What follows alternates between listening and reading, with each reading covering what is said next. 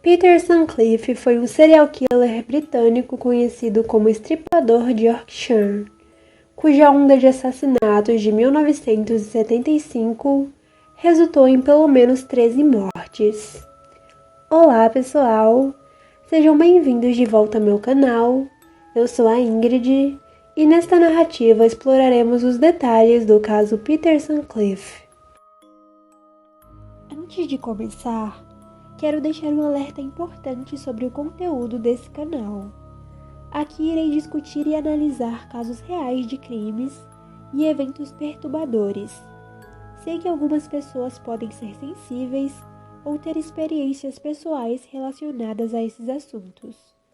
Então quero garantir que você esteja ciente do que está prestes a assistir.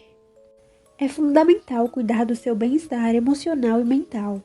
Caso você se sinta desconfortável durante o vídeo, recomendo que pare de assistir e busque apoio, conversando com alguém próximo, um profissional de saúde mental ou ligando para linhas de apoio específicas para esse tipo de situação. Agradeço sua compreensão. Se você está pronto para continuar, vamos lá.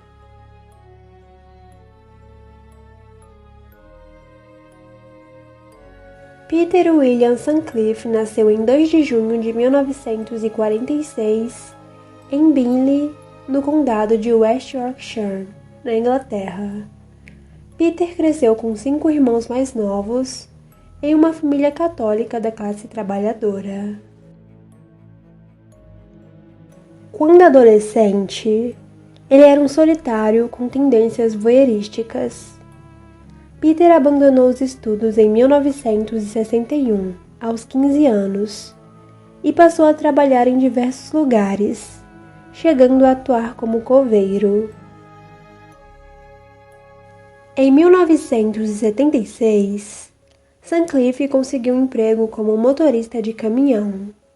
Ele se tornou um funcionário de confiança e permaneceu no cargo durante sua onda de assassinatos. Ele se casou com uma professora e, em 1977, se mudaram para Hitton, Bradford, onde morou até o momento de sua prisão.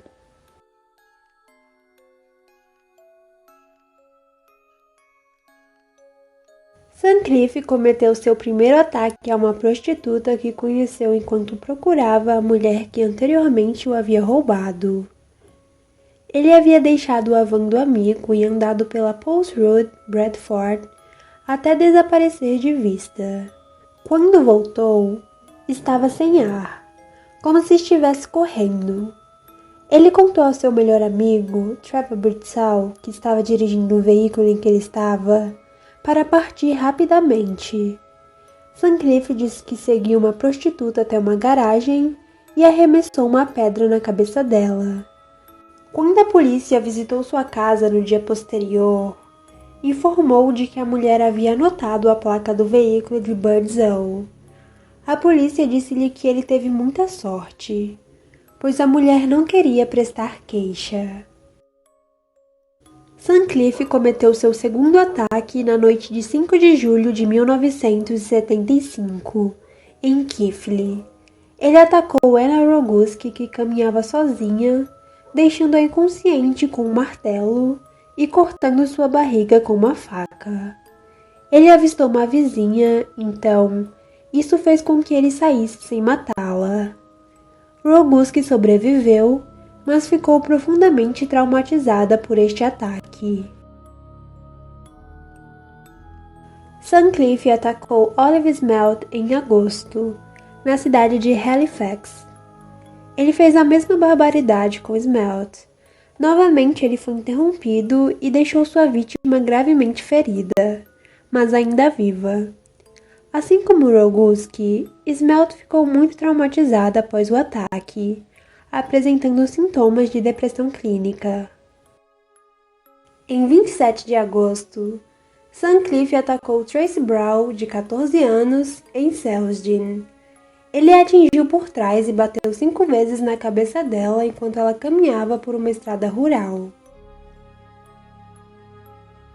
A primeira vítima a perder a vida foi Wilma McCann, no dia 30 de outubro. Sutcliffe bateu nela 2 vezes com um martelo antes de esfaqueá-la 15 vezes no pescoço, peito e abdômen. Vestígios de sêmen foram encontrados na parte de trás de sua calcinha. Sutcliffe cometeu seu próximo assassinato em janeiro de 1976, quando esfaqueou Emily Jackson. Sutcliffe bateu na cabeça dela com um martelo e depois usou uma chave de fenda para esfaqueá-la no pescoço, peito e abdômen. Ele também pisou em sua coxa, deixando a impressão de sua bota. Sutcliffe atacou Marcella Claxton em Roundhay Park, Leeds, em 9 de maio. Voltando de uma festa para casa, ela recebeu uma carona de Sutcliffe. Mais tarde, quando ela saiu do carro para urinar, ele bateu nela por trás com um martelo. Marcella sobreviveu e pôde testemunhar contra Sutcliffe em seu julgamento. O próximo assassinato de Sutcliffe ocorreu em fevereiro de 1977. Ele atacou a Erin Richardson, de 28 anos, que era prostituta, em Roundhay Park, matando-a com uma série de golpes de martelo. Ela foi esfaqueada após a morte. 2 meses depois, ele matou Patricia Tina Axen, de 32 anos, uma prostituta de Bradford, em seu apartamento, onde a polícia encontrou uma marca de bota na roupa de cama. Posteriormente, Sutcliffe cometeu outro assassinato cruel em Chapeltown. Sua vítima, Jane MacDonald, de 16 anos, não era uma prostituta e, na percepção pública, sua morte mostrou que toda mulher era uma vítima em potencial. Sutcliffe agrediu gravemente Maury Long, de 42 anos, em Bradford. Ele foi interrompido e abandonou a cena do crime. Uma testemunha identificou erroneamente a marca de seu carro. Mais de 300 policiais trabalharam no caso e acumularam 12.500 depoimentos, além de verificarem milhares de carros, sem resultado. Sutcliffe matou uma prostituta de Manchester, Jean Jordan, de 20 anos, em outubro. Ele deu à mulher 5 libras. A nota era nova e foi atribuída aos bancos em Shipley e Bingley, e de lá os salários de 8.000 funcionários locais. Durante 3 meses, a polícia entrevistou 5.000 homens, incluindo Sutcliffe, mas não o relacionou ao crime. Sutcliffe atacou outra prostituta de Leeds, Marilyn Moore, de 25 anos, em dezembro. Ela sobreviveu e forneceu à polícia uma descrição de seu agressor. Marcas de pneus encontradas no local correspondiam às de um ataque anterior. Apesar disso, a polícia retirou a busca intensiva pela pessoa que recebeu as 5 libras em janeiro de 1978. Naquele mês, Sutcliffe matou novamente, atacando uma prostituta de Bradford, Evan Pearson, de 21 anos, desta vez escondendo o corpo sob um sofá abandonado. Ele matou uma prostituta de Huddersfield, Helen Riker, de 18 anos, no final de janeiro. Seu corpo foi descoberto 3 dias depois. Após uma pausa de 2 meses, Sutcliffe matou novamente, atacando Vera Millward, de 40 anos, no estacionamento de um hospital em 16 de maio. Quase um ano se passou antes que ele atacasse novamente. Em 4 de abril de 1979, ele matou Josephine Whittaker, de 19 anos, uma bancária em Halifax. Ele a agrediu em um matagal enquanto ela voltava para casa. Apesar das novas pistas forenses, Os esforços da polícia foram desviados durante vários meses para uma busca infrutífera por um homem com sotaque de Wearside, que foi identificado na área de Cassetal, em Sunderland, após uma mensagem falsa em fita provocando o superintendente George Oldfield, que liderava o procurar. Ele também enviou 2 cartas à polícia gabando-se de seus crimes em 1978, assinadas como Jack o Estripador, e alegou um assassinato, o de John Harrison, de 26 anos, em Preston, em novembro de 1975. Em 20 de outubro de 2005, John Rambon, um alcoólatra desempregado que vivia há muitos anos na área de Ford State, em Sunderland, a 1,5 km de Castletown, foi condenado a 8 anos de prisão por envio da fraude, cartas e fitas fingindo ser o estripador de Yorkshire, durante o período de 1978 e 1979. Sutcliffe matou Barbara Leach, de 20 anos, uma estudante de Bradford, em setembro, sendo seu 16º ataque. Mais uma vez, o assassinato de uma mulher que não era prostituta alarmou o público e desencadeou uma cara campanha publicitária. Sutcliffe foi entrevistado novamente em pelo menos 2 ocasiões em 1979. Mas apesar de combinar várias pistas forenses e estar na lista de 300 nomes relacionados com a nota de 5 libras, ele não era fortemente suspeito. No total, Sutcliffe foi entrevistado pela polícia em 9 ocasiões. Em abril de 1980, ele foi preso por dirigir embriagado. Enquanto aguardava o julgamento por esta acusação, ele matou mais 2 mulheres, Margaret Walsh, de 47 anos, em agosto, e Jacqueline Real, de 20 anos, em novembro de 1980. Ele também atacou 2 outras mulheres, que sobreviveram, o Padya Bandera, de 34 anos, em Leeds, e Teresa Sykes, de 16 anos, em Huddersfield. Após o assassinato em novembro, um dos amigos de Sutcliffe o denunciou à polícia como suspeito, mas esta informação foi arquivada.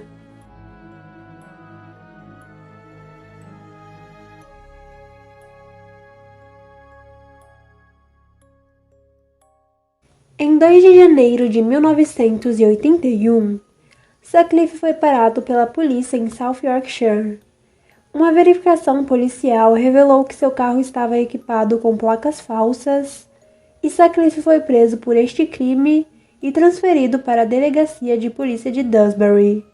Ele foi interrogado em relação ao caso do estripador de Yorkshire, pois correspondia a muitas características físicas conhecidas. No dia seguinte, a polícia voltou ao local da prisão e descobriu uma faca, um martelo e uma corda que ele havia descartado quando se afastou brevemente dos oficiais depois de dizer-lhes que estava saindo para fazer xixi. Sutcliffe escondeu uma segunda faca no banheiro da delegacia quando teve permissão para ir ao local. Após 2 dias de interrogatório intensivo, na tarde de 4 de janeiro de 1981, Sutcliffe declarou repentinamente que era o estripador. Na manhã posterior, ele descreveu calmamente seus muitos ataques. Sutcliffe demonstrou emoção apenas ao contar sobre o assassinato de sua vítima mais jovem, Jane MacDonald, e quando foi questionado sobre o assassinato de John Harrison, o que negou veementemente. Ele foi acusado em Dewsbury em 5 de janeiro.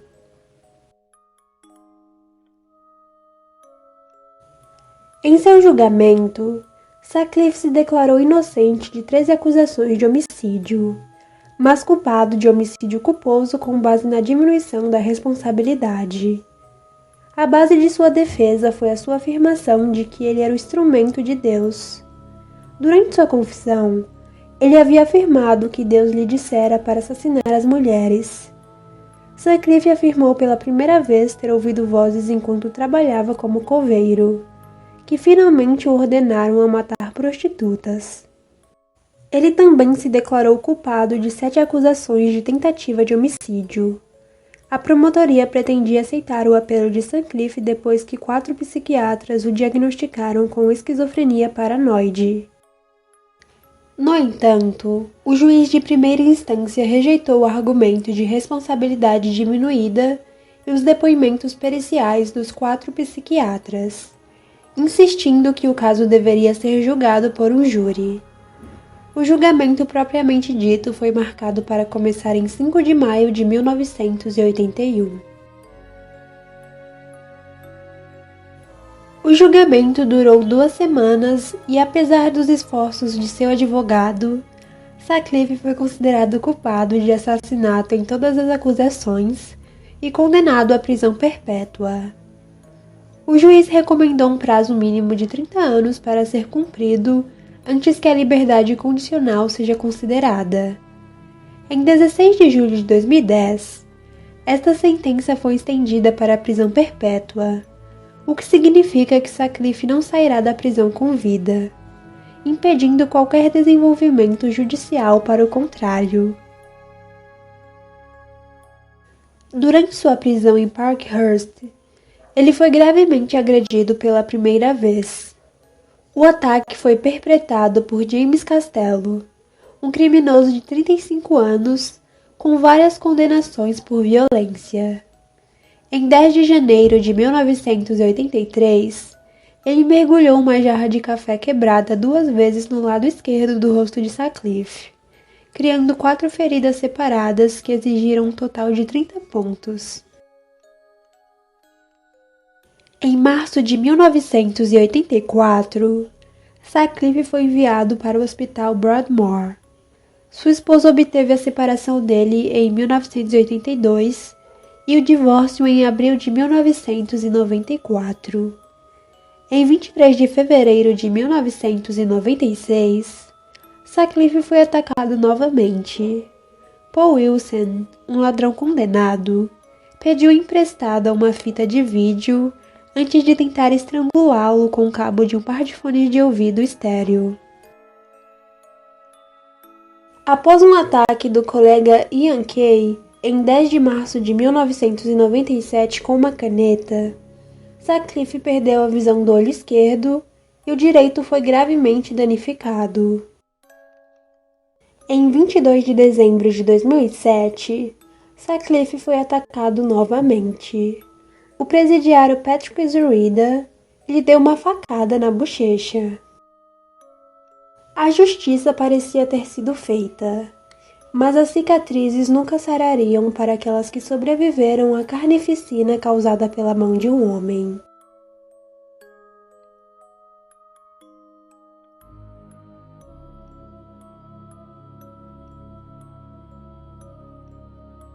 Ao comentar ou interagir nesse canal, peço que você mantenha um ambiente respeitoso e empático. Lembre-se de que esses eventos afetam pessoas reais e suas famílias. Então evite fazer comentários insensíveis ou ofensivos. O objetivo desse canal é fornecer informações, análises e discussões relacionadas a casos de crimes reais. Não apoio ou glorifico nenhum tipo de atividade criminosa. Meu foco está na busca e compreensão e no aprendizado sobre esses eventos, visando contribuir para a conscientização e segurança da sociedade. Te encontro no próximo vídeo.